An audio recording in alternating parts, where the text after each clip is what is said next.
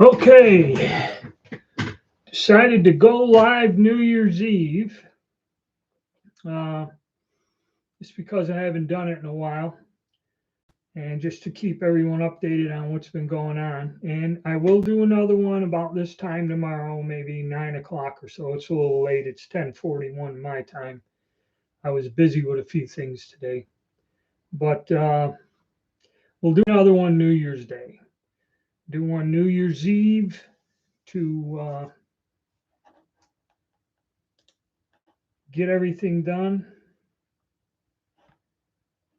I know, I chat. Okay, and make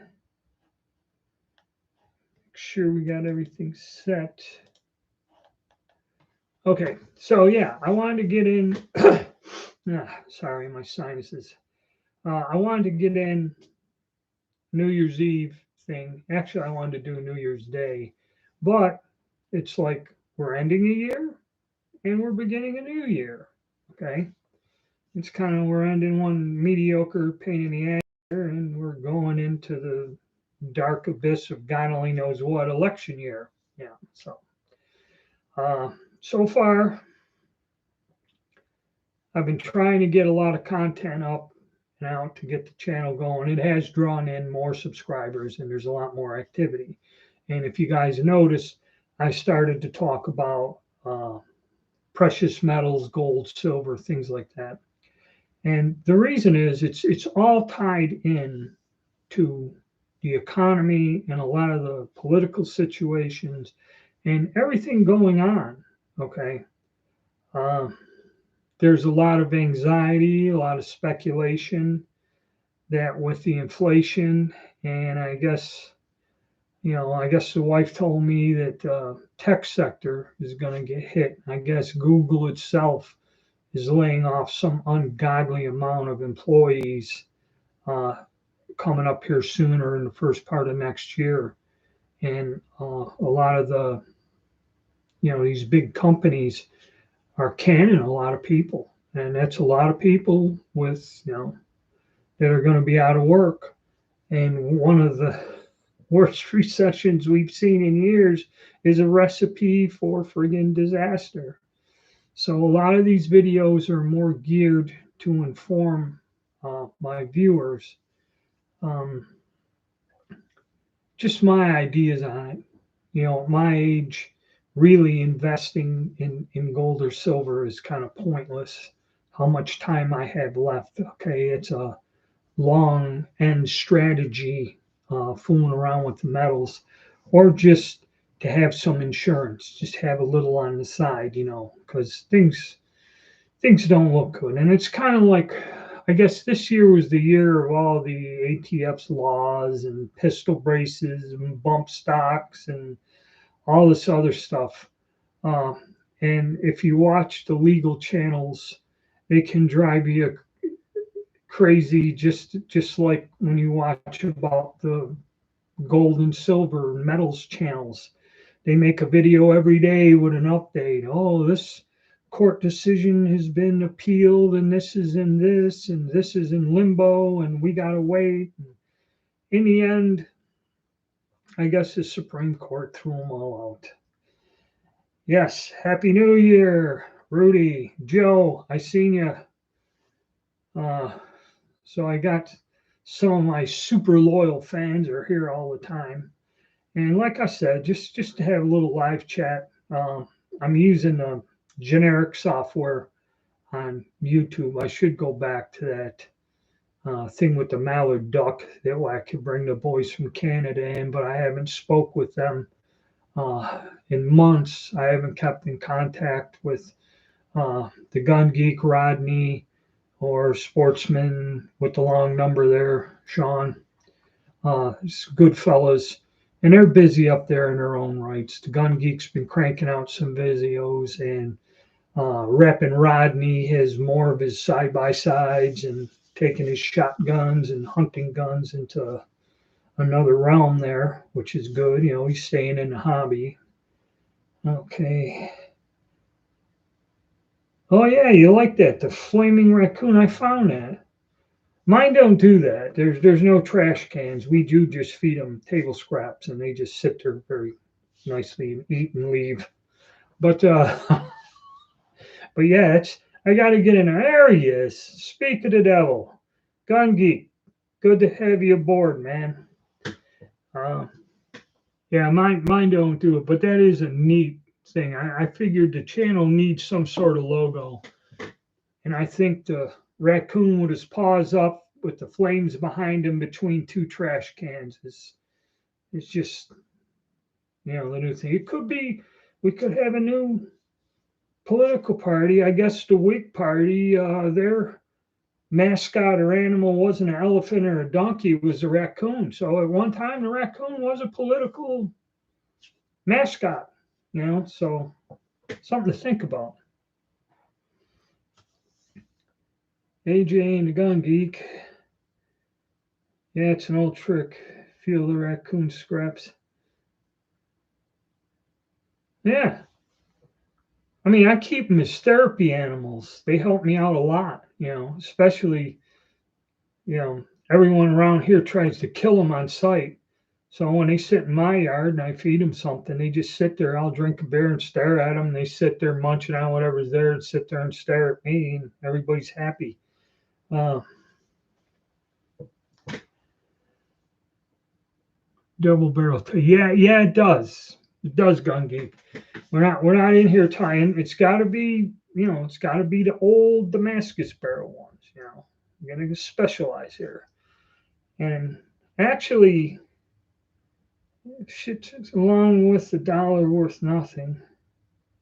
Oh, okay. We got a monetary question here. Dollars worth. How do you barter since the metals were valued under the dollar? Okay, I think you brought this up on one of my videos there. That's true. The stuff is tied to the dollar. Okay. And the problem with this, the one real bad thing about this, the silver's somewhere and somebody will give me some sort of money for it. Okay. But if society totally breaks down, it turns into, okay, I got fresh water, you don't. And living in the city, and that could be a problem. So you tell somebody, hey, I need some fresh water. Well, what do you got? See, the problem with it, and they were discussing it on this one channel, is you must have people who value this. Okay. And unfortunately, the way the world is, where this is kind of a fantasy, is if things do collapse to that point, anything you have, silver, gold, money, or whatever, is worthless. People are going to go berserk and murder each other and take whatever there is. So that's why having firearms and a plentiful supply of ammunition is a little bit better than having the precious metals. Okay. The precious metals will work out as long as,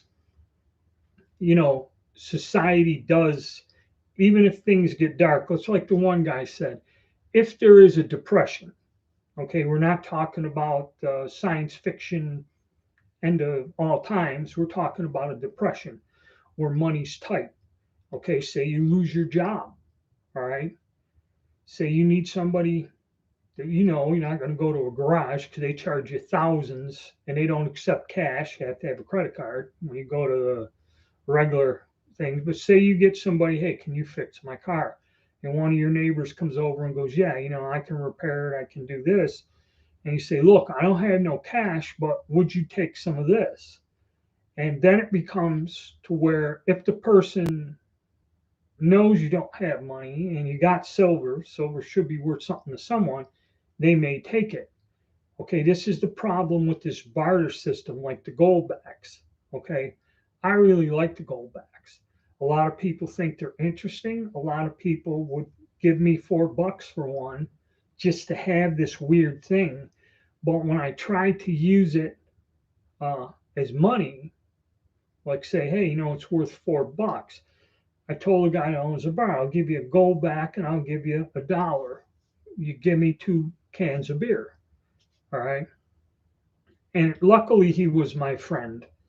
and he kind of just did it because there was a bunch of people in there, and I think he did it because he wanted to look cool. And once he did that, all these people asked me what it was, and they all wanted one. I said, "Give me $4," and I think I sold 6 of them at the bar that day. Okay, but to actually go to a person and say, "Here, I owe you $40, I owe you $60. Will you take these things?" Coin shops, whatever. Everyone says no. Okay, so the North Dakota kid, you're very correct. Okay, it is. It's a very unique thing, and a lot of these people that are into this, uh, the speculation that silver's going to go to 40, $100 an ounce, that's never going to happen. It's still an industrial metal. Okay, in the middle of a depression and a recession and all this other stuff, you can't have manufacturing goods skyrocket to 5 times their value. Nobody will sell anything. And then you will go into a pretty serious depression and collapse. And all of that's controlled by somebody, so that's not going to happen. But yeah, that is a good question. I mean, it's a pleasant thought to think somebody would barter with you other than having to go there and point a gun at their head and say, "You're going to give me some of your stuff or die." I mean, that's basically what, the SHITF situation would be, unfortunately. All right, so shotguns, gold, silver, I'm thinking be worth more than gold if everything went bad. Well, lead is expensive. I'm looking for blended casting material. They don't smelt lead in the US no more. I've been having trouble. Some of the soft lead that I was mixing with linotype to cast my bullets turned out to be contaminated with zinc or some shit, and it don't cast a bullet worth a damn. So I had almost 100 pounds of this lead that ain't worth a damn. And then I had to go and, for 50 pounds of supposedly like a Lyman number 2, uh, it cost close to $180. All right, had it delivered. Okay, so I got to see, but it just makes, now it's getting to where casting bullets, and by the time you size them in that, they're more expensive than just buying jacketed bullets. Okay, and scrap lead, a lot of people, oh, go to the scrap yard and buy it. You have no idea what that stuff is or who brings it in, because like some guy gave me a weight, like a 10-pound weight, and that could have Babbitt bearing material in there, which has little flakes of copper and other weird shit in there. And somebody's given me weights like that were made up of scrap lead. And I mean, I waste all that time and it doesn't cast a damn bullet worth a damn, So, yeah, lead's going up there. Where's Singu's ski mask?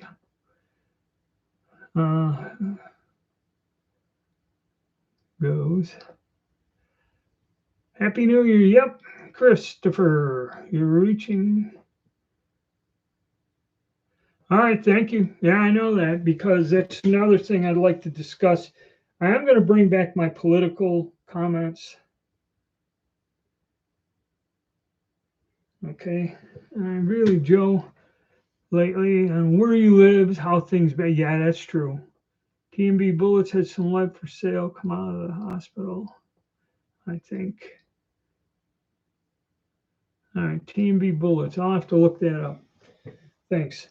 But a lot of people have asked for my commentaries on just, things. I can't mention them on this channel. You get shut down. Either the conflicts overseas, the political situation, and just in general what people are thinking. And I guess what I will do in the future for all you guys is I'll put a very short couple-minute video with a link to Rumble. And on Rumble, I can say whatever I want and they don't remove the video or anything. So I've been experimenting with this. And a lot of people are asking about just what people think. And this does give people a chance to voice their opinion in the comments. You don't have to make a video on that, but you can make comments and speak your mind about, what's troubling you. Actually, because it's troubling times. I don't know how things are going for you guys up in Canada. It's all been quiet. I don't know if they're increasing the gun laws up there and that. And nobody ever talks about the truckers' strike no more. It's like it never happened. The aftermath of that. My question is, did they ever release those people's bank accounts? And that's something that's going on down here in the U.S.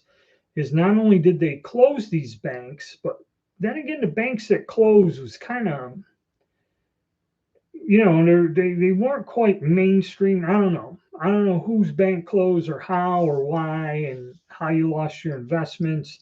I don't have more than what the federal government insures, your accounts for. I'm not worth that much to go over that limit. So again, who knows? But okay, loving the videos. Point where secure place to be simple.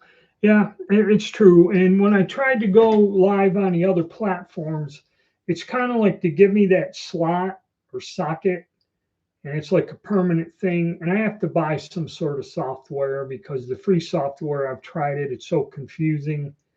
I'm not into technology that well. And that's where they got you over the barrel, is they make it easy. Like, this is simple for me to set up and go live. But on the other caveat, the thing is, if I say the wrong thing, they can shut it down and ban me, And if I want to spend $50 a month, I could get set up with software where I go, and I guess like on Rumble or some of the other ones, they give you that slot and it'll stay there on your channel. And when you're not live, it just says not live now. And then when I go and hit it with the software, I go live, like a old news broadcast or podcast or something. I don't know. I do, and just like everyone else, I like the convenience of just clicking a few buttons and getting up there in 2 minutes and talking to everybody, That's just the way it goes. Yeah, and it's early. Drinking coffee. New Year's Eve is evil. But after I get off of here, I go down to the Legion early, see everyone. And the DWI police are out and everything. And, it's been years. I've never went out to a New Year's Eve party for a long time. I just stay at home, watch the New Year's on TV, have a few drinks, something to eat, crash. And then we will start the new year. I'm going to have another live broadcast. This is New Year's Eve. We're going to have a New Year's Day broadcast tomorrow around 9:10. I'll be on there. And maybe I'll go with the, I don't know if this one notifies you quicker or something. I'm not sure. But the live broadcast, yeah, I miss them. I had fun. I almost got totally shut down at time. When they stopped a lot of the restrictions, I was running my mouth, and I got nailed for false medical claims or something, or spreading rumors about medical misinformation, and that was pretty strict. That one, and then whatever I said about some other medical issue, that strike or that is still on my dashboard from 2-3 years ago. It's still there. All the rest of them after the 90 days or whatever are gone, but that one thing is still there to this day. Yeah,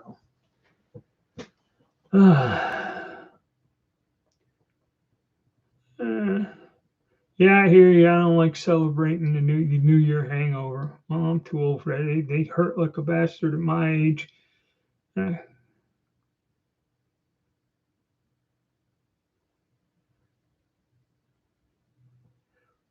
Well, yeah. I mean, the powder shortage, you guys talking about that. I needed some powder, just an IMR powder, and they're hard to find. And it's like they make a bunch of it, they'll release it, and it took me 6 months to find it. And finally, I got the powder. I bought one keg, and the places were sold out. And even buying an 8 pound keg, by the time I pay to have it shipped, okay, and then Sportsman's Warehouse, they just add that hazmat fee on there, so you ain't saving no money. Okay, you might save $20 going to Sportsman's Warehouse and get her $30, but they rack it up too. But yeah, I bought some. Then I went and I seen they had two more kegs, the last two at this one place, and it was another $20 more than what I paid at this other place. But I bought two of them anyway, so now I'm set for the next 4 years.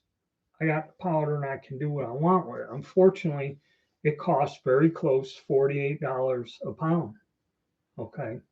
And if you go in a store and buy 1 pound, you're finding it at least around here at 55, depending on the brand and the type of powder. Some of them are still under $50. You can get them for 46, 48, but it's not a powder I'm using. The stuff that's popular and works well. Okay, they're grabbing you $55 a pound. Depends on the brand and type you use. And I'm kind of particular. I did my experimentation, I did my load development, and that powder that works is what I like to use. And there's a reason I use that powder, other than, well, this is close or this is similar, and then it gives me good enough results. Okay. And then it's more money because I have to go out and work the load up, develop it, run it on a chronograph, make sure it's doing what I want it to do, and it's not really a shortage. It's more limited.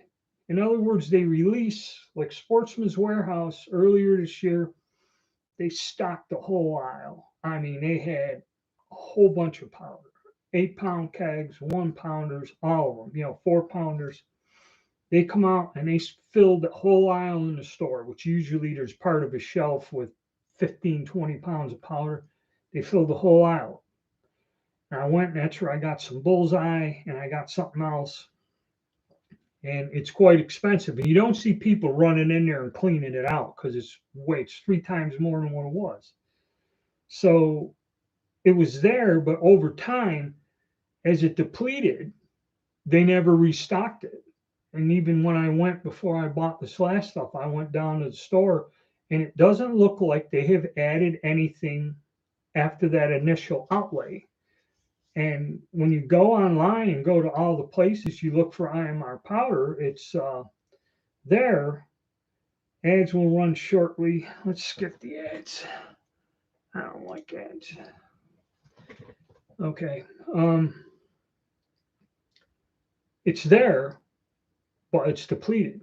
And it appears the companies are releasing the powder in limited quantities, like they do a run, a one type, send it out, and then they won't make it until next year again. So if you don't get it at whatever price you see it, wherever you're buying it, okay, then you're stuck with the gun shows and all these other weird things. Because I think I was paying $3.78 for an 8 pound keg of powder. I went to a gun show, and the guy must have bought it from the same place I did. He had it for $425. Okay. And you're looking at it, it's got dust on it. Okay. So who knows? Maybe he bought that back in the old days for $130, and he marked it up to $4.25, and it's been sitting there to every place he's gone in the past 4 years, and he hasn't sold it yet. So that's the long and short of it. And like primers, you couldn't find small pistol primers. Now they're around. They're about $80 to $100 a thousand, when they used to be 25, 30, I thought was high. And, again, if you're buying it, you got to pay the $20, $25 hazmat fee to have it shipped to you on top of it. So unless you're buying 5,000 primers or something to help defer that cost, um, it's not worth it. And most people can't afford to lay out, you know, four or $500,000 to do it. You know, if you're just looking for 1 pound of powder, then you're going to pay even more. Okay, I mean it's really bad. But yeah, I think what was it? Let me see. Cole's Wild Party. Yeah, that's true. Gun geek. But yeah, the last thing we had is when we were live from the American Legion, Florida, at Sunday afternoon. That was a party. Yeah, it's hard to stop drinking with the Royal Navy. Yeah, those guys, I give them credit.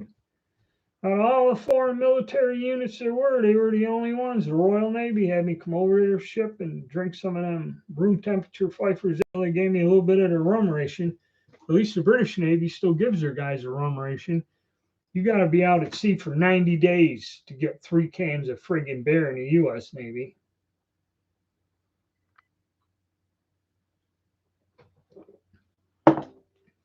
I guess the Royal Navy. I know the Canadians, they got a bar on their destroyers. So I don't know if they just have hours, like in the evening, you go down on the mess decks and go to the bar and get a couple beers with your dinner. I don't know. And we were their guests when we were up there in Esquimalt, I guess they call it up there in British Columbia. I was on a couple of the destroyers there, and they had fish and chips, and I think they gave 4 or 5 of us. They gave us $50 credit in the bar, a free beer or drinks or whatever. It was fun. They were okay. The Canadian Navy was all right bunch of guys too. Um, but that's about all the. Well, when the UN fleet came, that's where I met the Royal Navy. The Germans were all right. They're fun to drink out in town with. They didn't speak English too good, and people screwed with them. They just beat the crap out of them. So they were a bunch of fun fellows.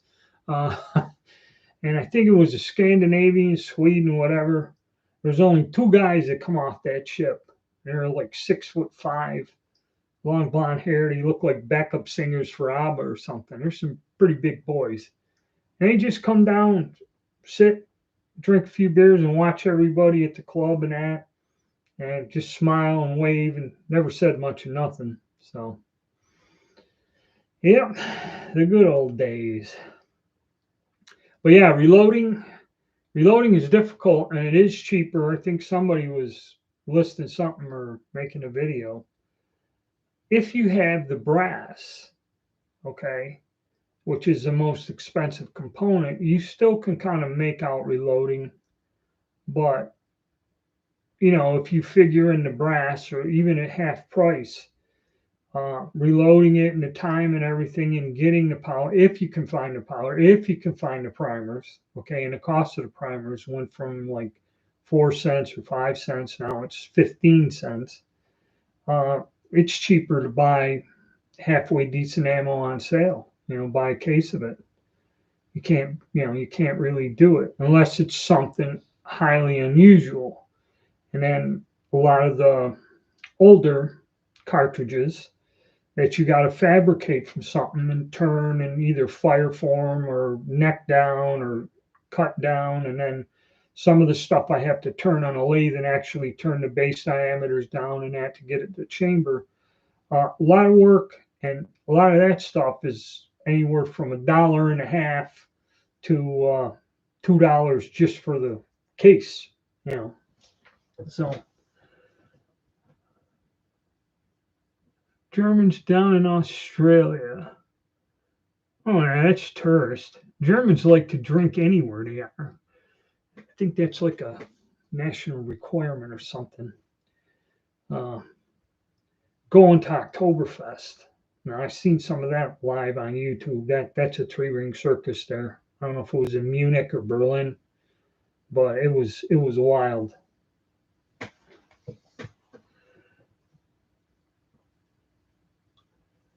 Yeah, it did. I made that stuff for that guy.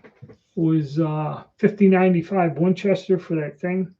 I made him some of that stuff, and I sent him like five because I said I ain't gonna cut this stuff up if it don't work.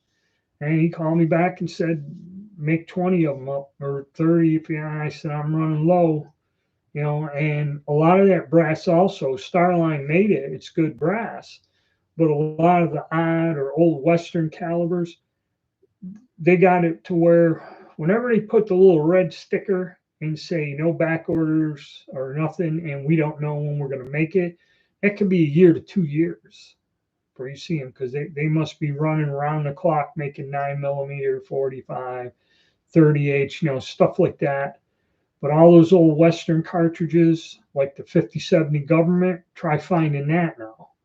It's sold out everywhere, and I think the only one that really made it is Starline. But I think that Roberts, there's another company that makes it, but where Starline brass would be like $1.25 a piece or something. This other place, it makes high quality brass, but it'd be like over $2 for one of their cartridges, and they make a lot of oddball cartridges. But their price is pretty high.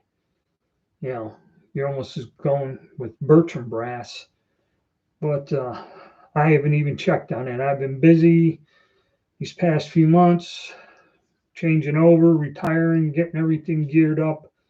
Uh, now that I've finally retired and got everything straightened out, Social Security Administration and stuff, and so I've been pretty busy the past few months, just in my personal life, getting things done. And now I'm kind of just going through and seeing what I got lying around, trying to clean up things and be able to do more things for people, that keep asking me about it. But it's not easy, you know. So yeah, New Year's Eve. I guess from what I see here, I don't know if anybody's got any plans to go out for New Year's Eve. And as usual, there's parties and stuff and all kinds of crazy shit going on. But we got the road signs out on the highway. It's against the law to drive intoxicated. And I guess in the state here locally, they have a program where they're looking. They actually tell you to call 911 if you see somebody weaving around on the road. Turn them in, rat them out. Uncle Joe said, "You're a good citizen if you send him to the gulag." But yeah, so we got New Year's Eve, New Year's Day. I'll have a broadcast, and then we'll see how it goes from there. I got some more footage to put up and trying to crank out some content. Uh, and yeah, what the Gun Geek said, we ain't got no side-by-side chats here or nothing else. A few people asking about things. Nothing here to start. Let me see. Oh, okay.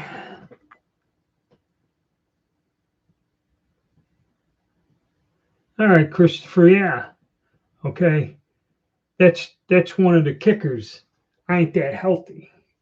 Okay. These quacks will kill you, give you medication that, I don't even know without insurance what the hell it costs. I take like alone. If I didn't have insurance and paid for all that medication I got to take for heart and diabetes only, I really don't take that much. It'd be like something like $7,000-8,000 for a month's supply. Okay, and that's another thing. I'd like to speak out against that whole industry, but again, it's probably medical misinformation. Okay, to say that. Yeah, if your health is good, you kind of got it made. You watch what you do. You're conservative. You can get by. You can survive. Okay. Uh, It ain't easy, but it's the unexpected things that sneak around and bite you in the ass. That's what throws you off. I don't know. I can't say, but you have.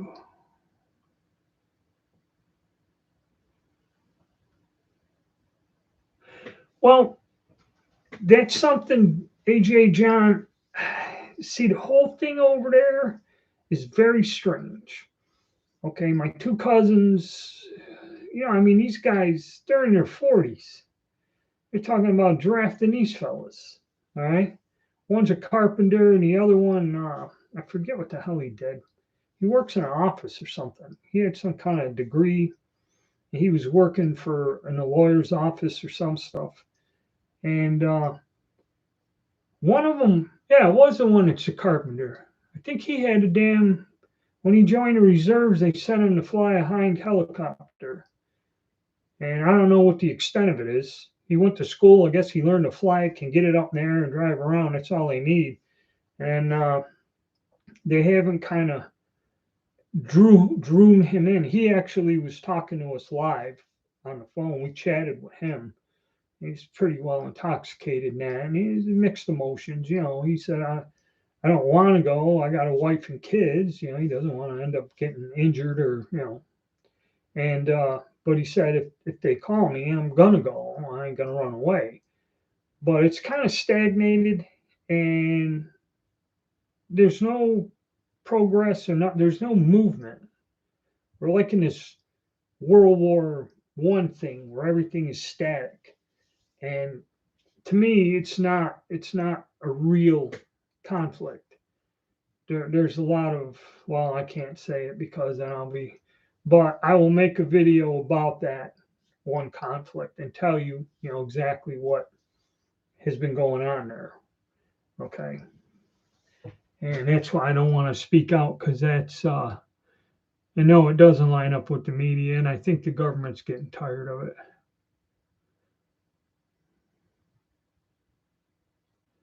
Being a morning mom once, okay. There he is. Rodney has showed up. A fireworks show in our town at the local park tonight.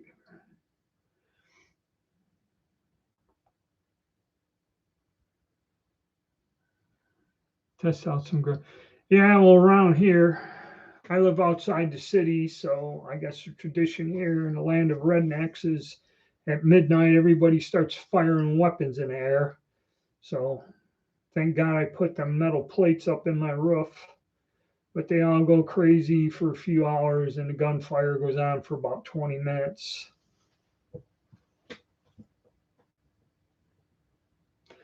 All right, well, I'm glad, Christopher, you got over that. I had several friends that have survived one form of cancer, and that, I mean, it's not, and I had several friends that did not survive it. That's a tough one.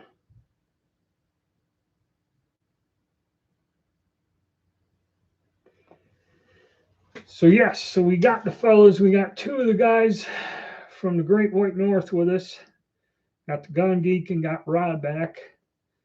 So that's always a plus. And yeah, see, that's the hard thing. There are a lot of things I could talk about, we can discuss here, but it's a verboten, okay? And I'm not gonna risk it anymore. Like I said, I made all those videos to have the channel wiped out with all that information that I built and put out over the years. Half of it I forgot. I have to go look at my own videos to remember how I did things or disassemble certain guns and stuff. Can't keep it all.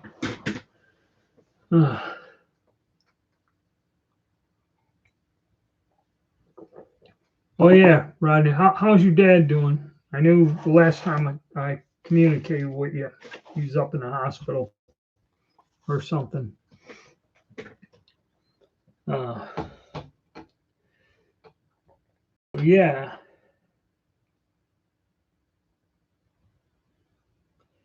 Yeah, I know, Chris. It's tough because it was just, I'd watch what I'm doing and everything, and then all of a sudden some video that I had on there for 2.5 years I forgot about. Out of the blue, I get hit with a strike and they shut me down for the 90 days or 2 weeks or whatever the first one is. And then I had them clip another one before that 2 weeks was up. And that's when I got shut down for 90 days, and I couldn't send out a message or nothing to no one. And even though I was on the other sites, nobody was really picking up. Very few of the guys from YouTube will go over to like, well, now um, Rumble is picked up a little bit better. Okay. Odyssey is weird. And then the other one, there was another one, Utreon or something, and they got bought out and changed. That whole thing got bizarre and screwed up, and no views. So trying to use the other platforms has been kind of difficult. Okay, Happy New Year's. Hoping I get a better internet soon. Okay, your dad's doing better. Okay, I'm glad to hear that. To rewatch my videos all the time to figure out. Yeah, well, you've been on YouTube longer than me, Gun Geek. I mean, you've done a lot of different things, a lot of different weapons. I remember, or just doing the reloading. You did a bunch of reloading videos over the years for a lot of that stuff. And yeah, you do forget. It gets to where I guess old age.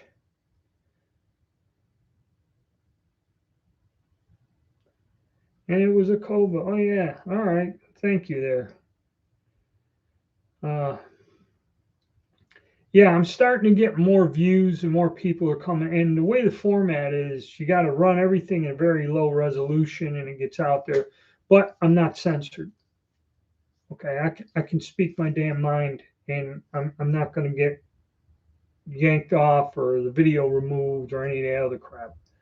And basically, that's what people, is people want to hear it, not so much that I'm an expert or something on this situation. It's just people would like to vent to somebody.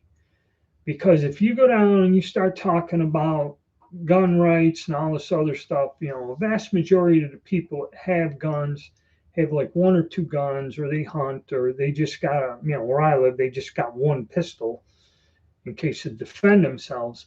But they're not into guns. They're not into like antique guns and things like that. And then when you start complaining about the laws and that, it really doesn't affect anything that they have. And then they think you're talking about conspiracy theories. And God forbid you talk about politics or international politics. Nobody wants to hear you. Okay. And, but in general, there are a lot of people that I know, just average folks that work for a living, that really don't like what's going on in the US, but nobody wants to speak out loud about it and be singled out as like somebody, a conspiracy nut. And that's what I found. A lot of people agree with some of the opinions I have, but they really don't wish to be public or very vocal about it, And I can understand that. I understand how things are. But if I get the views, I'll keep making the videos. I know if I say anything about reloading or ammo shortages or any of this other stuff, them videos, they go almost viral.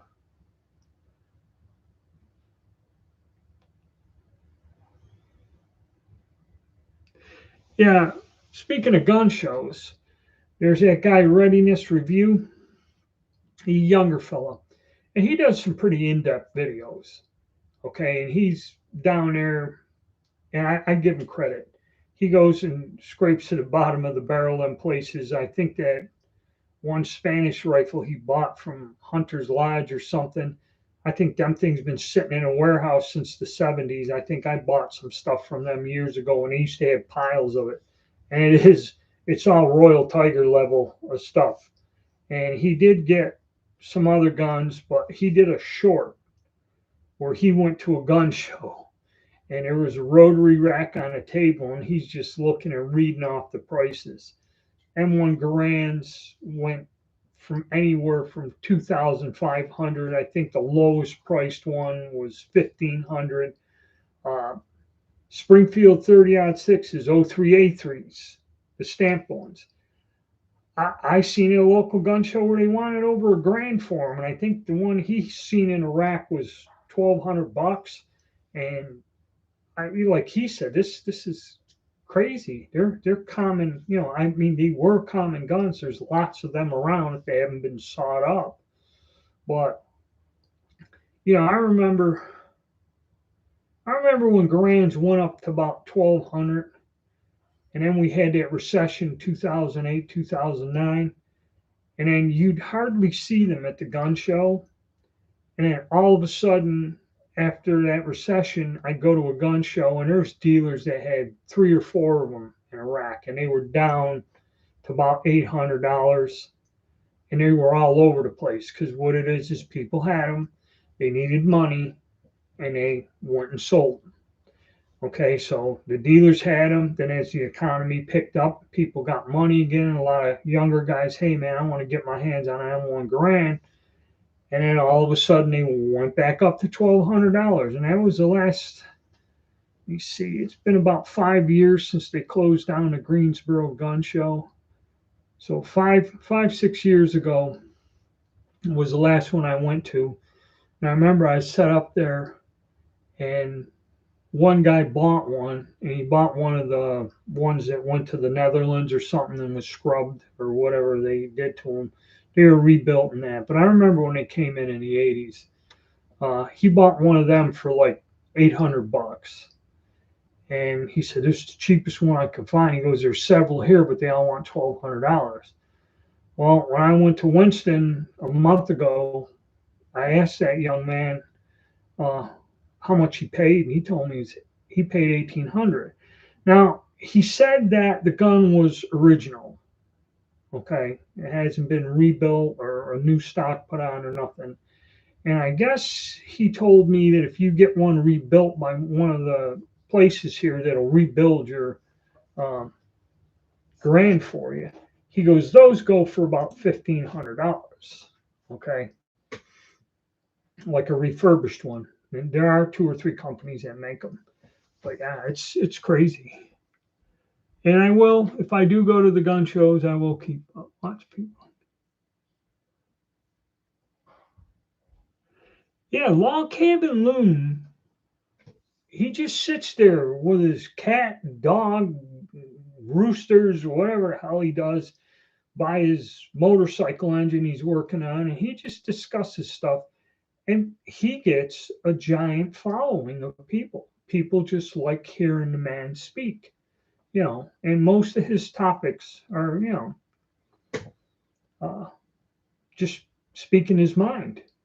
And he does a lot of political stuff. He does a lot of stuff of how the country's changed. And I really like the one where he was talking about what it was like back in the 60s and that when he was younger, that, he just went to corner store, and if you bought something you paid more for it, but if you bought clothes or tools or something, they were good quality and they lasted a long time. Things were simpler back then. Okay, yeah, see, Christopher sees that readiness review guy, and he does a pretty honest appraisal of what the hell he gets out of there. And he's bought a lot of stuff from Royal Tiger, and I figured out how they do it. They have some rare stuff, and they got an astronomical price on it. And I found out the hard way. Yeah, the one gun I got was a little bit on the high side, but it was a rare gun in somewhat decent shape. I went out and fired it, but then I went and they dropped the price. And what it is, they have one example that's really nice. And when you pay the shop for it, then they'll go, oh, we're having a sale. And then they're selling you stuff with parts missing, barrels loose, all kinds of other crap. Okay. So you got to watch there. And they did come up with some extremely rare things that were in pretty shitty shape. Them French rifles and that. They're a tough gun to find. And they weren't in that good a condition, and to warrant $2,000 and $3,000 for them is a little too much. I believe they're worth more like $3,000 in, excellent shape, not in found in a goat barn shape, that they had. Some of the parts may be frozen, yeah. Yeah, Chris, that's what I said. He does, and he gives a pretty good assessment of things, okay, for the hobby in terms of that. And he's good about that. I like watching his videos whenever he makes them. But I already know I'm experienced enough to know how it's like he starts and he's telling me where he bought it, and I know where this is going to end. You know, it's like I can see into the future. But yeah, so that's about it. And I really don't know. See, the weird thing when we all talk about reloading supplies and that is as the economy falters and as inflation goes up, I've seen where all these new handguns with the rebates and that, which means that the companies who produce these, they're not selling. And they're trying to make a newer version or some modifications with basically cutting on the pistols, cutting the slide for the sights and all this other stuff. So they have a lot of inventory that doesn't reach or fall into the criteria of what's popular or what people see and would pay extra for, okay, in their product. And that's where I found that a lot of that stuff, if you go online and that, going to the gun show, that fella that was showing me the M1 Garand told me, he goes, I went and bought a pistol for $580, had it sent to my dealer online. And he goes, I found two of them here at the gun show, and they got them at the MSRP is $750.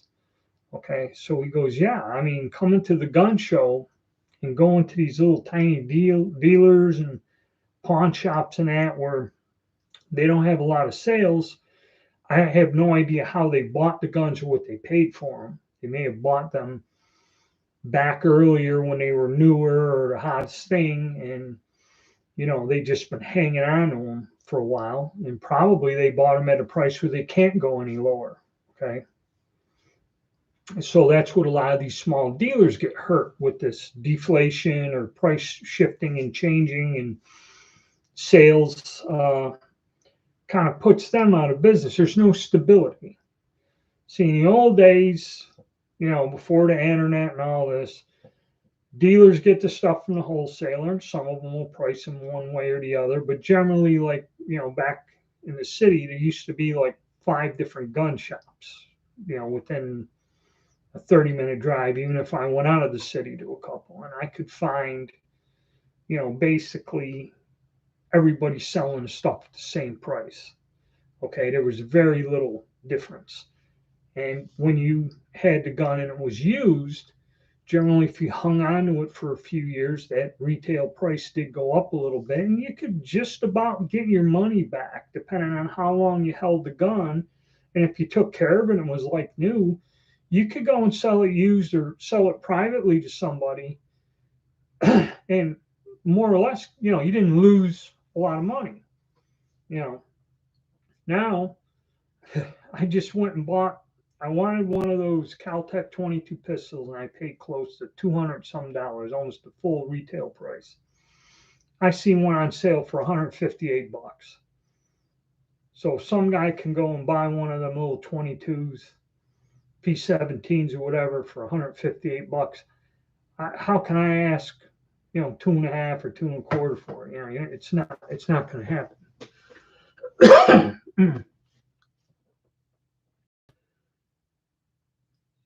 Yeah, the gun culture definitely took changes.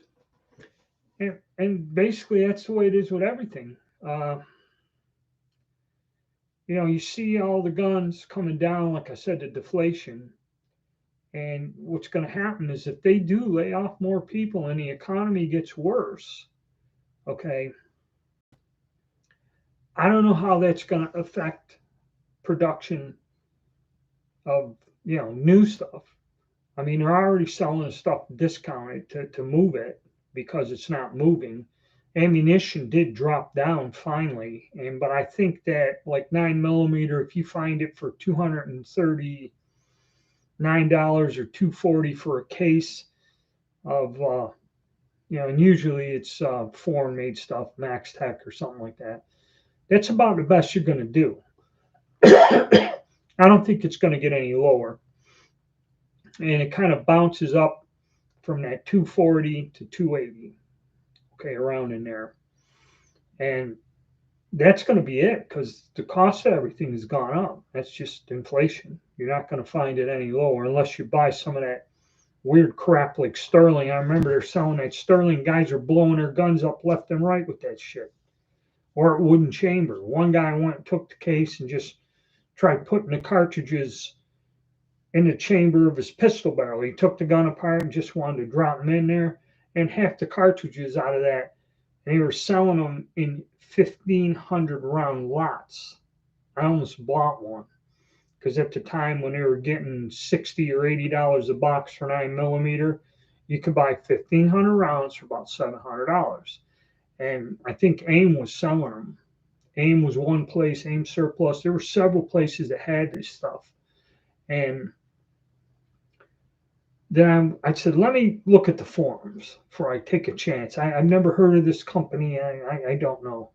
And you go to the Glock forum and there's people showing you Springfields and Glocks all blown apart. And I'm like, oh boy. And so after looking at that, getting some research done, and I said, just going to leave it alone. I go back 2 weeks later after all this, or a month later, I go to AIM. It went from $750 to like $525. And, hey, we got a sale, you know. Looks like a lot. It sells new pickup trucks. No way I can get.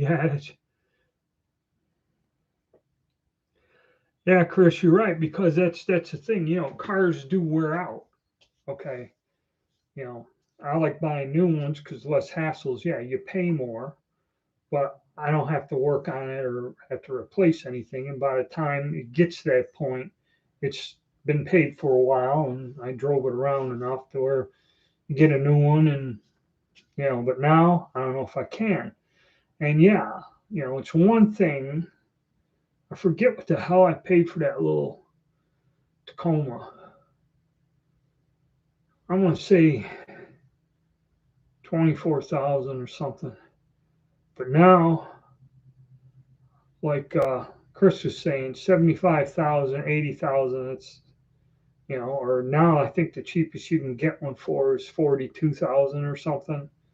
And I had some money saved up to put down on that truck to get the payments to where I could afford it. I didn't just go and float the loan for the whole amount. I had a trade in, I had something else. So a pretty good significant dent in that sticker. And of course my credit's good, so I got a halfway decent loan, and the loans really were very low percentage rates, which they are not now.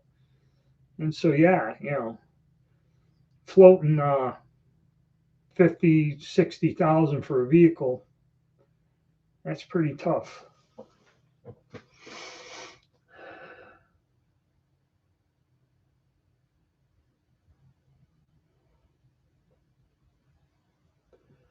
Case run out and concentricity.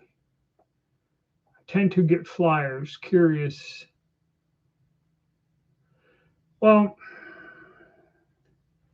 I really don't know how much of an effect case run out has. It's kind of like when you're reloading, a lot of these match guys had the micrometer seating die to seat the same thing each time and do all this in specific.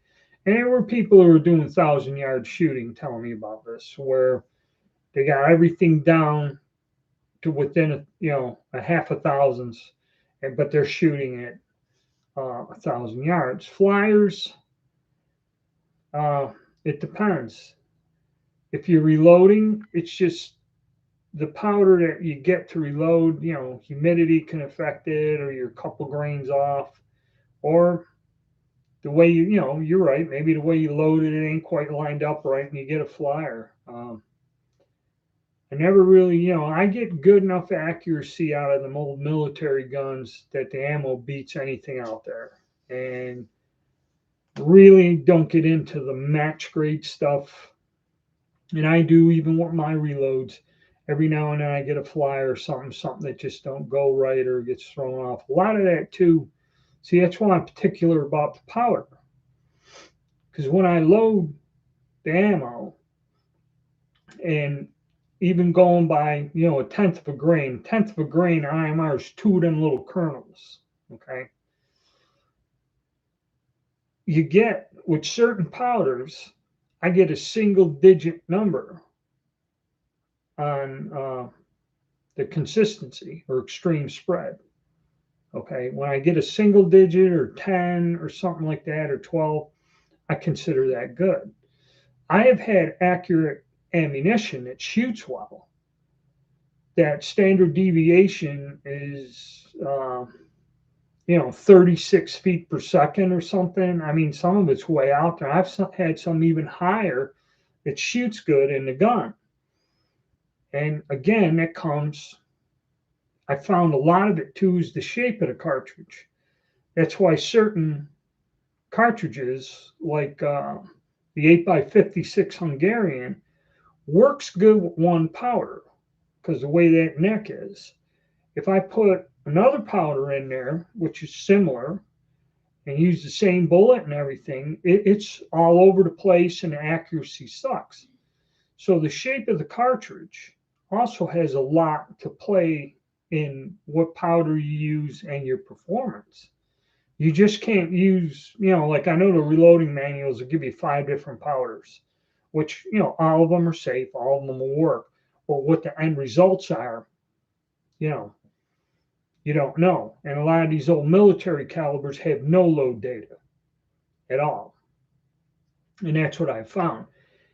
Getting into where you're dialing the cases in and getting them concentric to the base and that, especially after you reloaded them a few times, there's going to be some flexing. And that's not uniformly consistent in the brass either. I've seen some brass react one way, and then, the same batch, some of it gets a little weird or they'll crack. When the other ones you can load 4 or 5 times and, they'll work. So it depends how intense you want to get. A lot of these cars are trash. Toyota is a status symbol these days. Well, I never bought foreign cars 30 years ago. But the thing about Toyotas is I've owned 2 pickups. One I drove for 12 years, and this one I've been driving for 8. And actually, a few things, brakes, and I had a catalytic converter crap out on the other one, which was expensive to fix. But compared to my Chevys that I had, okay, we had an Impala, and after so long, it's like every 6 months something major is going wrong with that car. It was a nice riding car, it was a nice car, but trying to keep going with it, it got to where buying a new car, it's kind of coming even, So you don't know. Oh, electric vehicles. I go down to this biker bar. If you want to start a riot, start talking about driving an electric car. Them guys, they go, and there's guys in there that are 70, 80 years old, all the way down to guys in their 30s, and everyone hates electric vehicles. Okay, I mean they're all mechanics. They all repair their own vehicles and all this other stuff. These guys are all into it, and yeah. You want to start some shit, I'll take you to a place you say, hey, I just come up in my electric car. And it's true. I guess it's like for me to go home, it's a 13-hour drive. There are no and I go through mountains and stuff and everything. And that's another thing. If it was a flat, straight road, like driving across New Mexico or something, you get so far on it. And to go up through Pennsylvania in the mountains and shit up in New York, I don't think I'd get the 4 or 6 hours, and then I'd have to plug the car in and charge it. I couldn't travel. Okay. And there's a lot of people. Somebody works with my wife, and all she's doing is driving. The fuck is it, about less than 15 minutes from where to work to her home. And she got some electric car and bought it used. It don't hold. It had no way to charge it. She just used to have to take it over to the dealership. Her husband drive her over there. They plug it in. She go get it or something hours later or some crap. And she's always asking my wife. They go out to lunch. Can I ride with you? Because if I take my car, I won't have enough of a charge to get back to the house. And then so they just said, all right, your battery's shot. And it was some astronomical amount of money to change the battery in this car. And she goes, well, okay, we'll do it. Well, they go, well, we can't get one. You have to wait 7 months for we can get you a battery to replace in your car. Oh, God.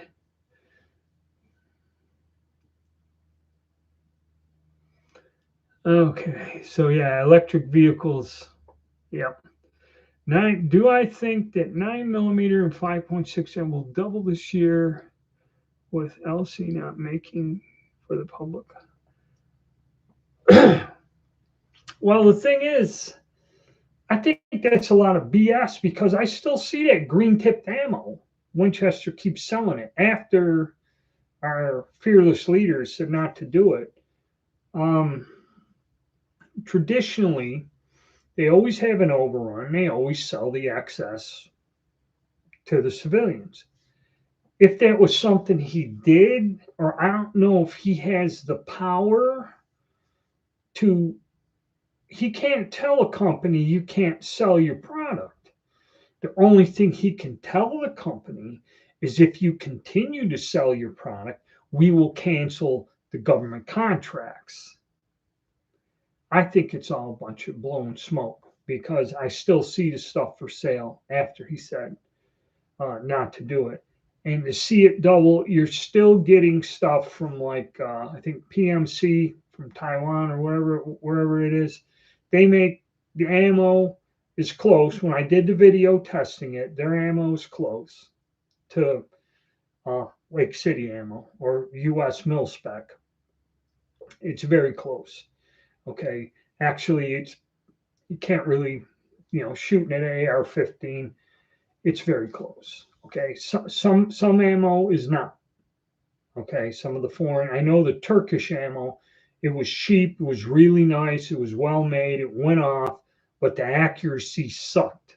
Okay, I mean, when I was used to shooting either my reloads or mil spec stuff from Lake City, the accuracy ain't there.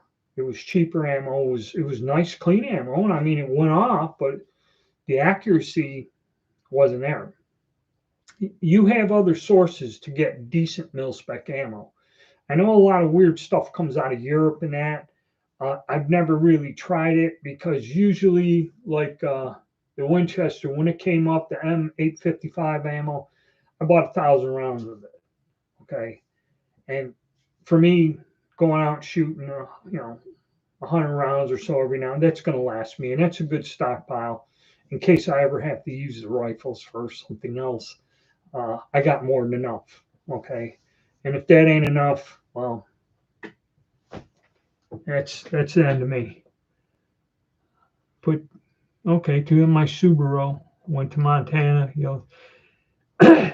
Yeah, some of them other cars. There are good cars out there. Okay, and come to find out, older ones, if you put 200K on there, I mean, you had it for a while. They're good. I wish I had my old vehicle back. I rebuilt the motor in it and everything other than this new one because there's so many different weird electronic things on there. If it goes berserk, that can cost you. Can't even replace $10K batteries on the high. Yeah, 10,000. Yep. Oh, we got Well, I'd like to thank whoever sent me the $10. It helps. I didn't know this can. I don't know. But thank you, unknown, for your donation. Thank you very much. Um, so yeah, I mean that is a problem, and supposedly it's kind of like I have a little push mower to go into ditches, and I have a riding mower to do most of my lawn, but I always have to get a little push mower, and you know, go do the divots, the edges, the little trenches at the end of the thing. And I always buy like the cheapest one, and that's all I do is about 15, 20 minutes, clear up the thing in the lawn. I run them, they last about 3, 4 years, and then they get screwed up. And I got to shit can them. Well, last time one went on me, I mean, my wife bought the thing, it was like $160, and it's very basic lawnmower. And I was looking for that mower. I go into all the stores, and this is later on in the year when it crapped out on me. It wasn't in the beginning or the end. I couldn't find a gas powered little lawnmower, just a small one, for anything less than the larger $300-400 models. And it was all electric, all of them. And it was crazy. I said, so they're going to do this now, they're going to screw me with the lawnmower. And I do have a battery powered little chainsaw and weed whackers. I got a battery one. I remember I bought it. It was nice and that. And then the head broke. And come to find out, they don't make this thing no more. And there's no way for me to get a replacement or generic head to go on it to hold the twine. So I kind of got hosed on that one. And let's celebrate their first super live stream. Okay, so it appears I have an unknown donation of $10, and then somebody upped it and made another unknown donation of $20. And I thank you, gentlemen, from the bottom of my heart, because it helps me. The money I get from any donations, I use to buy these guns. Because, like I said, these guns I test and fool with, they're not given to me by a shop or a sponsor or something. And like I said, a lot of these guns, people they'll kind of glance over anything that is, say, negative about the thing. And, I like to, when I go there, tell you the truth and show you the truth. And people go, why do you make these videos where the gun's screwing up and all this other stuff and all this? And I said, well, I do it because I just want to tell the truth to people. Okay.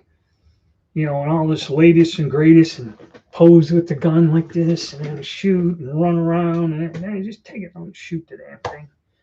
All right. And now we got New York Half Prepper. Happy New Year and thank you very much.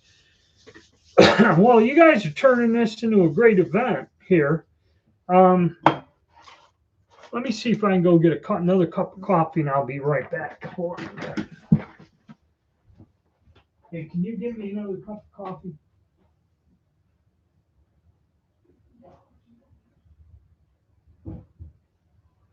Yeah. All right. Sorry about that. I had to go order another cup of coffee. I know it isn't good for me, but I don't know. Old habits die hard. So let's see. Yeah, like text. Some of the older vehicles, okay, if you got a way of doing it, like people told me my old S10 pickup, a guy said I had over 100,000 miles on it. He goes, they had one 180,000, and then if it went bad, he goes, it cost you 1,500 or $2,000 to rebuild it, and as long as the body held out, which in New York it didn't. The reason I had to get rid of my truck is it ran well, but the damn body was falling apart with the salt and everything. And actually, if your frame starts to rust out, that's when you're screwed. And I think that motor in that truck was still running somewhere in South America, maybe even to this day. And that was in 1986 as time. But now I wouldn't buy a product from that company because most of the stuff is outsourced and made overseas and then brought in and assembled. Maybe I don't even know. That's a lot of things. A lot of brands of vehicles that you had are no longer made, or you don't know where they're made, assembled, or any of this other stuff.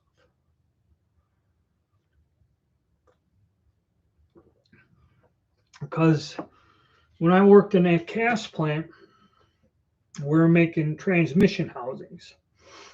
And I was a supervisor on nights, and we were making a ton of them things. And we also made the water pumps for the Ford F-250 trucks. We made the water pump housings and something else. And I remember they would try to push them things through. And what it was is they warped. And when the company set this project up, they wouldn't take a machining cut on the face, which would alleviate that. But they had all these bolt holes on there, and supposedly when you clamped it down, and then once we machined them, we were supposed to put them on a device that checked them for air tightness. This thing would clamp down, pump air in there, and if it held the air and it didn't leak after a few seconds, it would stamp it with a stamp on the edge and say it's okay. Well, the manager got pissed because he had to produce like a lot of them. And he tried pulling a fast one. And he said, set the machine up so it'll prove anything. So me and the guy stood there and we put, I don't know how many, 800, 900 of them in one 10-hour shift. We air gauged them, packaged them, sent them off.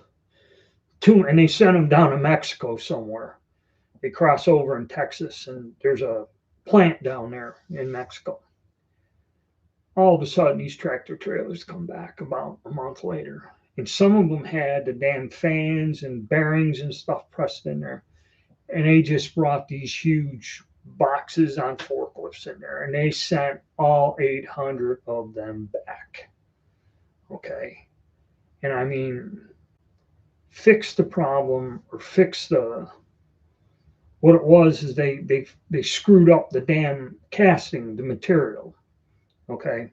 When you're paying people minimum wage and they don't give a shit and you treat the employees like crap, okay, this is what you end up with. And that's why they make garbage. Okay. I've seen that. And I never worked in a place where the employees were treated so terribly. Okay. I mean, yeah, we're factory workers, but even in the old days, there was managers were told you treat people a certain way and you treat them like human beings. Okay. You don't do weird crap. And things were better. It wasn't as efficient or as fast as they want everything now. They want this stuff or they're going to fine you and then you're not going to make. So you go and make them 1,000 piece of junk water pump housings and I'll just send them back to you, and then fine you again,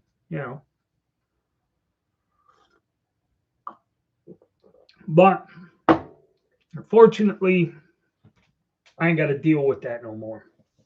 That's about the one good thing about being retired. My blood pressure's down. I ain't going in and getting my balls broken on a daily basis just to get by. So that all works out. And so how long have we been going? Almost an hour and 20 minutes. All right. And we still got 17. So some of us are hanging in there. And I've gotten several donations, which is, really makes my ear. Christmas came a little late. Alrighty. I like it. And yeah, so anything out there you guys wish to discuss?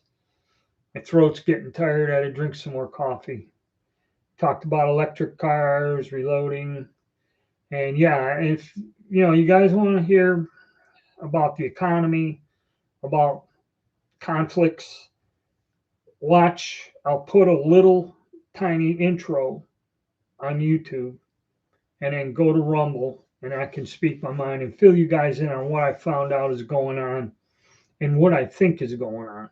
Because a lot of it, um, it, it's corruption. Okay, and I mean, I've been lurking, had some stuff needing done. What caliber's next? Exactly. What do you mean by that? What caliber in terms of? Yeah, in terms of what? Because I have to watch out what I say. Are you talking about my current projects? Somebody reloading in this moment like me. No, Johnny, not yet. I like to concentrate. Okay, yeah, the cast bullets. I'm going to start working on them. Actually, I just went and picked up 1,000 pieces of brass, and I intend cast bullets. I'll send you an email and explain the situation. But the only thing is, I cleared up the one run and was very successful. And I believe you've clipped the last of it. So that was that one batch that I got done. And now I still have to size, lube, and everything else. Do you have once fired? Is that what you're talking about? Because I was thinking of setting up the largest cost is brass. And I was trying to come up with a way to recycle a lot of the stuff from people, and that would lower the cost. You know, that was something I'm trying to figure out how to do that. And that would make it better for everybody. As long as you're patient and I have time, I could get it. But that would be beneficial for everyone because it's like 80 cents, close to 90 cents with shipping. So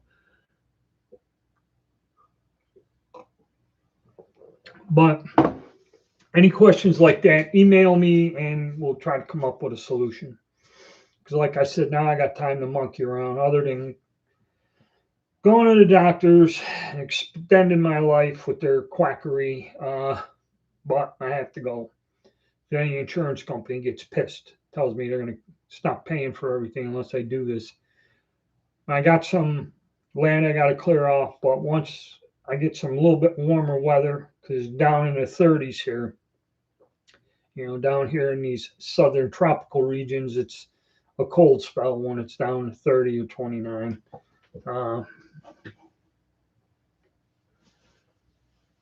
What's my fondest childhood memory? Well, I don't know if any of you guys ever heard of a company called Mohawk Arms up in Utica, New York.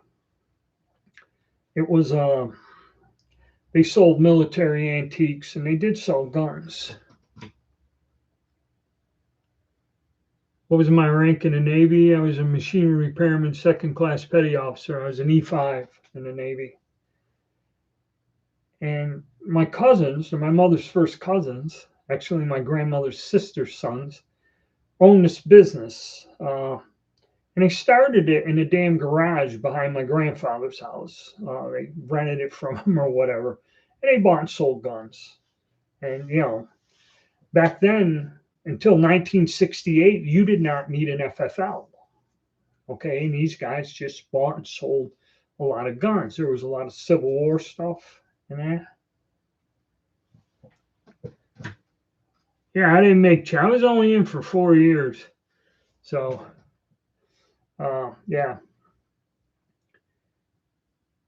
So the bicentennial was coming up in 1976, and in Utica we did have a fort that was down there by the Mohawk River, Fort Schuyler. And with the anniversary of the Civil War and a lot of patriotism, and all that other shit. The bicentennial was coming.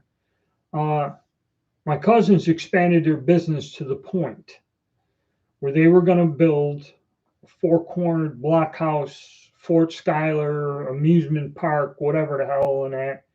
And they did build one of them wooden three-story blockhouses up on the edge of town on the main highway. And they had a museum, a gun shop, and all this other stuff there. And upstairs, they were running this for years. And when I was a child, every Christmas, we had that Christmas break. I asked my cousin if I could come down there they did close it. By the time the late 60s, idea didn't work. They kind of closed the shop, and it was all a mail order business. And then he really kind of got out of the surplus gun market. He was more into medals, badges, uniforms, and all that other stuff. And he actually still does it to this day. He's 80 some years old. He's about 86 years old. My cousin Ray still runs a little business, and he runs a little auction house. The guns were gone and that. But when he ran a gun shop back in the 50s and before, in 68, you had to have an FFL and fill the forms out. Prior to that, you just mailed the stuff. Handguns, rifles, whatever. You bought cases of the crap from a warehouse. They go up to Vermont or New York City, fill a truck up loaded with Mausers and stuff, and you just sent out a flyer. People would send you a check, and you put them in a box and mail them. And, that was it. So when he got into where you had to have an FFL and licenses and all this other crap, and then, you had to send it to an FFL, he kind of got out of the surplus gun stuff. There was some stuff left there. But the museum, he had some of the displays up there. Eventually, little by little, he got done and more went into his business. But he had like a display. There was a Nebelwerfer with mannequins. They used to go and buy mannequins. They go to all the department stores and buy the broken mannequins and replaster them. And he had, behind glass, part of the museum was there. He had a Nebelwerfer with these German soldiers in uniforms, these mannequins standing by. He had a couple machine gun nests and mounts. I think it was a British gun or something. So I used to ask him if my mom could drop me off there, and I'd wander around the remainder of the museum and go play with all this stuff when I was a kid for a couple hours, and my mother would drive back out there and come get me. And I'd sit there and eat lunch with him and that. And, it was pretty neat. To go up to my cousin's place and fool around with that shit. So that's how I kind of got into the military stuff. And I, like a lot of the younger guys asked me, did you collect like medals and helmets and uniforms? I had a whole rack down in my parents' basement of U.S. military uniforms, foreign ones. I had World War I uniforms, World War II uniforms, helmets. I even had a collection of German daggers at one time. I had like 3 or 4 of the common ones. I had them on a wall and all this other stuff. But it's just I couldn't collect guns. And, I had medals, badges, decorations. I had a collection of U.S. medals. I tried to get all the different campaign medals and that. And I think I had a couple. I might have had either a Navy Cross or an Army Cross, the highest decoration I had. But I used to put them in little mounts and have them, lined up what they were. And it's probably my favorite childhood memories, screwing around my cousin's museum before he phased it all out. By the time I was in high school, that was all gone. And the second floor where the Nebelwerfer was shipping and receiving area, and that's where we used to box up the stuff and send it out. He used to publish a catalog every year. And then later on in the 80s, he went into auctions. And the reason is he realized with auctions, like he told me, I used to remember what types of swords were. The Civil War wrist breakers, the cavalry sword with the big basket. He goes, it's a $600 item. And he goes, you know, if I had these for me to put in my catalog, sell them for $600, it'd be kind of tough, you know. Uh, he goes, I went to this auction, an antique auction, and the sword come up. And he goes, I seen two people get into a bidding war and bid this $600 item up to $1,000. And he said, you know what? I'm going to go into the auction business. And he ran one of the first military auctions. And what it was is he charged so much to the seller and so much to the buyer. And he's actually, like I said, he's in his late 80s and he still does this to a smaller extent than when he was younger to this day. So there, AJ John, in the Navy. No, but they used to go to Bannerman. Okay, Bannerman's Castle. Him and his buddy from high school told me they went down there. The last time they went to Bannerman's is just before he closed it. They went to Bannerman Island. Okay, you would go to Bannerman Island and buy. He had all the Civil War stuff. He had the damn shells and stuff there that were sitting there when he bought them from the government in the 20s. That's what blew the building up, is he had all this live ammo stored in there, and then the thing, I guess when Bannerman passed or they didn't keep it up, that stuff blew up. You could go to Bannerman, Civil War cannon, and the shells and ammo back in the 20s, 40s, whatever. And before the restrictive gun laws, Bannerman, no, but they bought stuff from Bannerman. You know, because where we live in New York, it's 4 hours to get down there towards the city. You know, they used to go down there. And I think he said you had to take, I don't know if there was a bridge or a ferry or something. It was a long time ago. But yeah, I mean, that would be the neatest thing to do, is start my own museum, you know, buy some deactivated cannons. He had a couple anti-tank cannons that were in the driveway that sat there forever. And, you know, they drill a hole through the breech or something. That's how they did it in the old days. And then it was just a piece of scrap metal. And I think the breech blocks were gone. You couldn't close them. And they sat there at the driveway. And they sat there so long that when he finally sold them, when he had to get rid of the building, somebody came and bought the building, disassembled it, and took it off the site. And them two cannons sat there forever. I forget what the hell they were. I don't know if they were foreign cannons or something. They're maybe a 35 mil or 40 millimeter. I used to play one of them when I was a kid, and that they sat there the way they were. The legs were frozen solid. They couldn't collapse the legs to take the cannons away, or the little anti-tank cannons. So he had to get, the guy come and thought he was just going to put them on a smaller vehicle. He had to get a wider truck and then chain them down because they couldn't break the legs loose. They were stuck spread out. So that was funny. Yeah, that's what I used to do when I was a kid. I played baseball and did all kinds of other stuff. You know, I had a Raleigh chopper, which we kept that bike. And actually, my brother's grandchildren drive it around in his driveway now. You know, that was another fond childhood memory. It didn't involve guns or rocket launchers or nothing. You know, but that was fun going to my cousin's museum. Yeah, the auctions, and another thing he told me, he auctioned off some pretty rare stuff because he said if he did it the old way, he'd have to offer the people for their items. And I mean, I've seen some stuff come. Well, he's the one that auctioned off Hitler's pistol. If you ever remember that, I remember that, and I've held Hitler's handgun that Walter made him for his 50th birthday.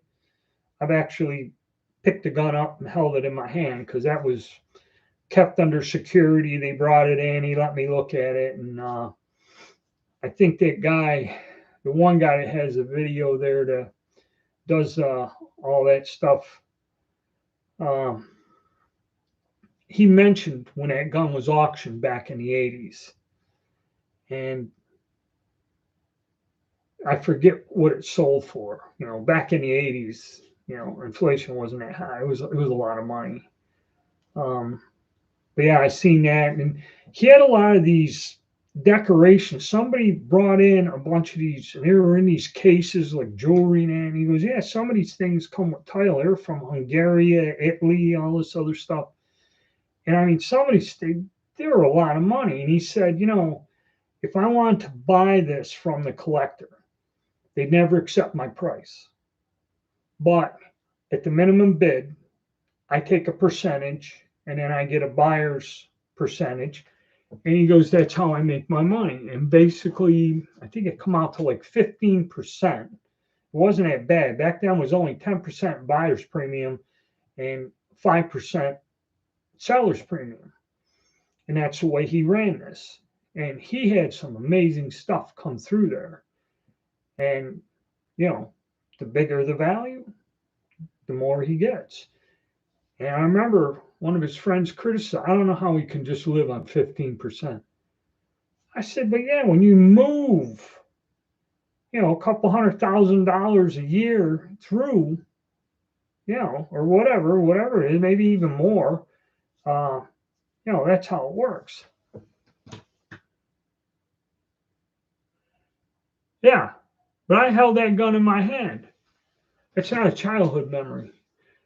But yeah, it was, and if you look, it was Mohawk Arms sold that in the 80s. They had that, it was advertised that they sold Hitler's pistol, and that was in Utica, New York. And I was there the day of that auction, sitting around drinking coffee. Yeah. But yeah, he had a lot of cool stuff. He had, I seen some sniper rifles and some mediocre stuff. But yeah, he kind of got out of the gun stuff because of the hassle. Because like prior to 1968, like I said, you just went down, bought a case of these things from a wholesaler, whatever, and then you went, packaged them up, and mailed them out. Actually, there was another older dealer that I knew that I did a lot of business with.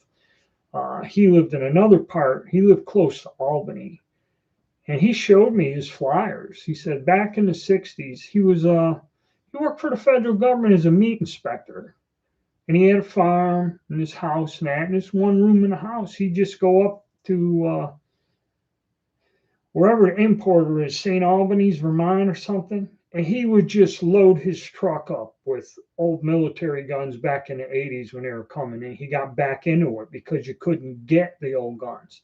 And all he would do is go to all the gun shows through New York State and sell these guns. And he sold them quite reasonable. I don't think he was making a whole hell of a lot on each gun, maybe $40 or something, but he'd go and he would sell these things out immediately. He was retired then. He was an older gentleman. He's actually a World War II veteran. Um, and he'd just get a truckload of the guns and he'd sell them. Then he'd just go back up there the next month and bring them in, go to another show the next month, and he'd move them all. I'm talking like 100 rifles or something. So, yeah, those are the days of collecting. And I have seen some stuff. I've seen an original semi-automatic AR-10. I had a picture of me holding it somewhere. And that wasn't my cousin. It was another gun shop. They had those carbines made by Smith and Wesson with the weird magazine and black things. When they found them, they were prototypes. I seen one of them, and I actually got to hold it.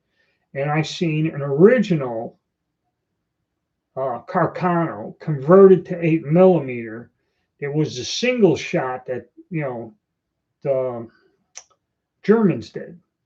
I remember examining one of them, and they're not like the ones that came from the Middle East. They're totally different. It's so many years ago, but it did look different in that. Yeah, Century, but that's where the importer is. Let's see here. Let me see what we got here. Cool, certainly. St. Albans, Vermont. Yeah, original home Century. It may be where Century Arms is. Okay. International hate auto correct. the thing is, this guy, this older gentleman that used to go up there, he was one of the last people in New York State that had an import export license. Okay, because my cousin said, I know him. He goes, I did business with him in the past. He went and got an import export license, and he had an agreement with, it was probably Century Arms. Okay, like Century Arms likes to tell you, get your dealer to become a member and you can buy our stuff through him. And that's where he had some sort of thing where he paid a monthly fee and he got these weapons at a discount, but he was paying a fee. Okay, a lot of people don't like paying fees. Whether he went up there and got the guns or not, he did something where he sent them money. He told me that's how my business is run. I've been in there with him. I have an import export license. And somehow he would just go there and get a truckload of long rifles. You know, he didn't have no pistols because in New York State, you had to have another license, a separate thing, and all this other crap. And it was so much every year and a lot more bullshit. Okay. But he sold SKS rifles. I remember I was sitting there talking to him. Him and his wife, I ended up working behind the thing. He must have sold, I don't know how many SKS rifles when they were hot back in the 80s. You know, he had, it was crazy. But he was a good friend. I did a lot of business with him and that, and I lost contact with him after I got married. I'm pretty sure he's passed away now. Like I said, my cousin, and my mother were the same age, and my mom passed away about a year or so ago. And Ray, I think's a year younger than her.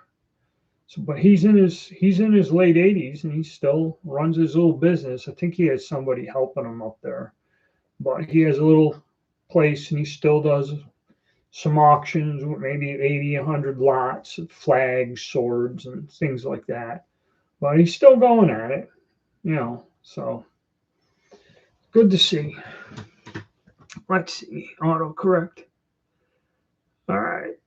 Milsurp Duo. Everything is going pretty good. Actually, we had a good chat here. We've been going on for almost 2 hours, and I have an appointment to do something. But the only good thing is we will be here for New Year's Day tomorrow. So all you fellas, get your coffee and Alka-Seltzer, whatever the hell you need to get going in the morning from 9 to 10. And actually, I can get set up if we want to go longer than 2 hours. I could. I mean, we've had about 20 people or so hang in there. Of course, this was unannounced, and I never said anything about it. Which still, if I can get 20, 25 people, that's a good deal. I liked it when I was able to do it every Sunday. We used to get 75 to 80 people join in the discussion, and I had the Canadian cartel would join in with me, and we'd go on and have some fun in that. But I'm probably going to use this same venue, and we will start off tomorrow, so anywhere from 9:30, 10, and go on into the afternoon because there is somebody about 2:00. I have to go meet up with some people. Me and my wife are going to go meet some people we know that are moving, and we'd like to say goodbye to them before they leave the state and move out of town. But no, it's been fun. And yeah, thanks for the suggestion. What's your fondest childhood memory? And that was a trip for me. I love that stuff. And it's, you see, it's like a family business. I never got into where I was dealing. I thought about it, but another thing, it's tough, and especially now, it's really tough dealing with surplus guns, and that it would be difficult. And let's see. Yeah, my whiskey and Coke. I like that with Julian. He had that glass in his hand no matter what he was doing the whole time. I mean, that was fun. Those guys are 1 in a million. Yep. And Gun Geek, thank you. Thank Rodney and all you guys for showing up. I mean, the donations. were fantastic. Kind of took me by surprise. Yeah, Bubbles would be proud. And yeah, all those questions you have, email and we can discuss that. Uh, that's something I'm going to work on in the future after taking a couple of weeks off here, like I said, and we'll get back to it. So we'll get together again tomorrow, guys, and get a couple more hours in. All right. Thank you. Thank you all very much for showing up. Thanks for your input. Thanks for everything, fellas. You make it all worthwhile. All right.